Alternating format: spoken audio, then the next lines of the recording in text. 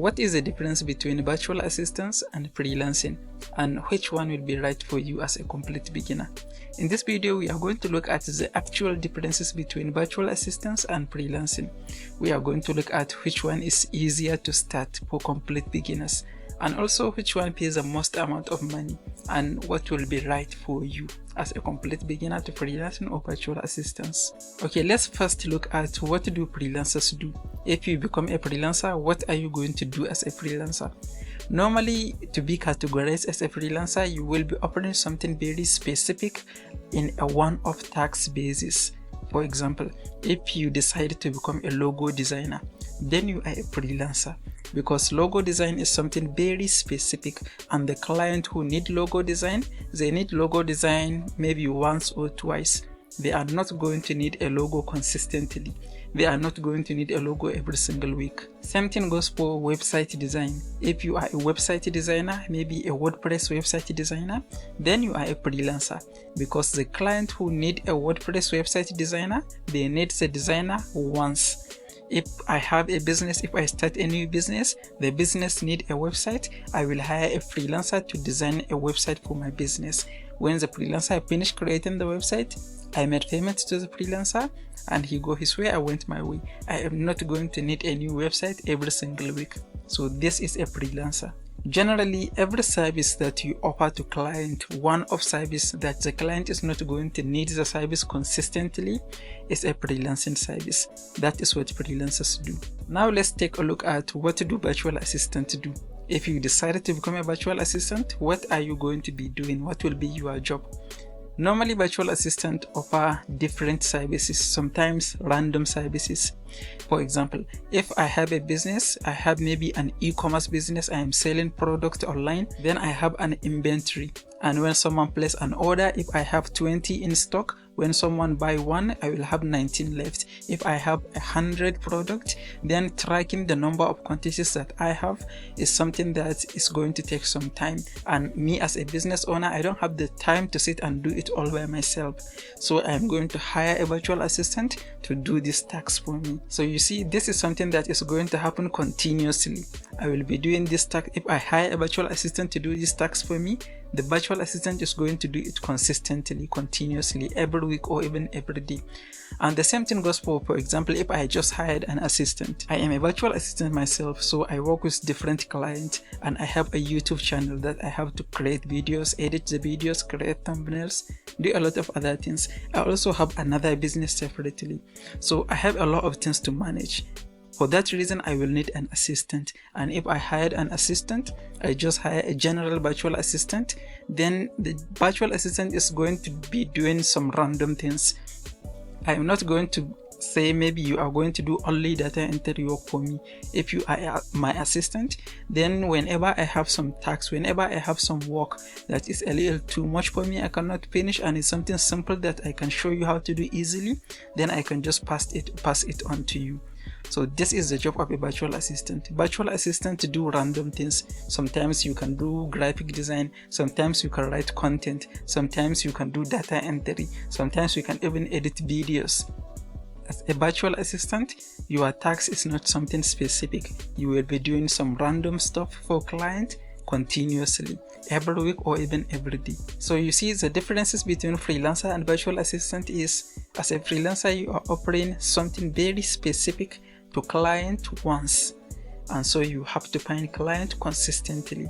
And as a virtual assistant, you are offering different services to single client on a continuous basis. If you have 2 or 3 clients, you won't need to worry about finding new client. Okay, now let's take a look at what is easier to start between freelancing and virtual assistants. Freelancing is easier to start because if you decide to become a freelancer, you only need to pick one skill. You only need to pick one service and start learning. If you have no skills and no experience, no previous experience in anything that you can offer as a virtual assistant, then starting freelancing is going to be a lot easier, because you can just choose video editing or logo design or content writing, you can choose something one and specific. It will be a lot easier to learn and be good enough at it to start finding clients. Whereas if you choose to become a virtual assistant and you don't have much experience working online, you will find it very challenging to learn all the things you need to learn. Because if you are my general assistant, I can just pass things randomly to you to take care of. You will find it a lot challenging to learn and implement and perform as a virtual assistant. I personally started my career as a freelance web designer. I did some freelance WordPress web designer for a while. I did some graphic design, and then I did some social media management, and eventually I have enough skills to become a virtual assistant. And so when I decided to become a virtual assistant, I already had so many random skills and I had been working online for a while. So becoming a virtual assistant became very easy for me. So my personal advice is, if you have no previous experience in anything, you should pick something very specific, something like data entry. If your goal is to become a virtual assistant, then you can pick something like data entry and learn data entry and become a data entry freelancer, so that when a client hire you, they know they hire a data entry freelancer. Even though you can be doing the work for them continuously every single week, they know this is the only thing that you offer. And eventually you can learn other skills and add it to your list of skills, and eventually you can become a virtual assistant. Now let's take a look at what pay the most amount of money between freelancing and virtual assistants. Well, the answer to this is not black and white. I will have to say it depends, because if you offer some services, you are generally going to charge higher than some services.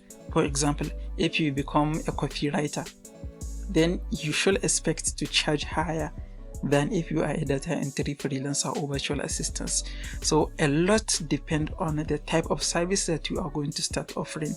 If you are a WordPress web designer, you should expect to charge a little higher than someone who is just doing some basic data entry work.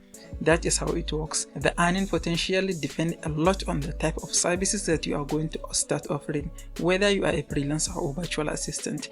But the one benefit of virtual assistants is, if you are a virtual assistant, then you have clients that are going to work with you for years. So if you find 1 or 2 clients, they might be able to hire you for maybe 15 hours per week, the other client 10 hours per week, then you have 25 hours of work per week. And if you charge $10 per hour, then you know standard, you have 25 hours per week, then you have $250 per week.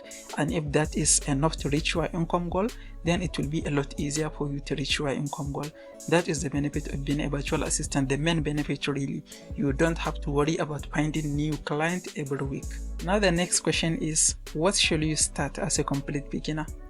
Well, this obviously depends on you. The first question you shall ask yourself is, do you have enough skills to start offering as a virtual assistant or as a freelancer?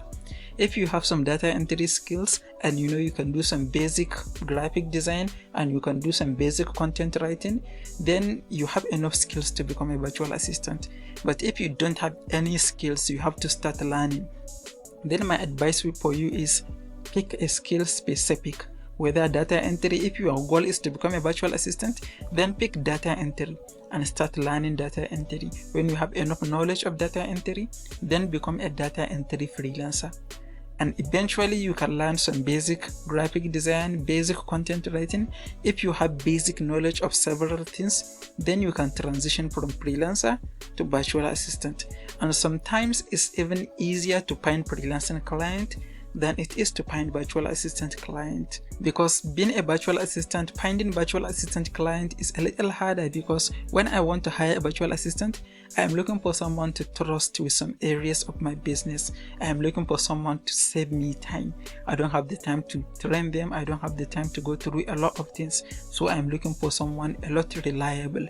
But if I am looking for a content writer, then I just need someone who knows how to write content. If I am looking for a graphic designer, I am just looking for someone who knows how to do graphics. And if you send me a sample of a very nice graphic that I really like, I don't care about anything else. I'm just going to go ahead and hire you.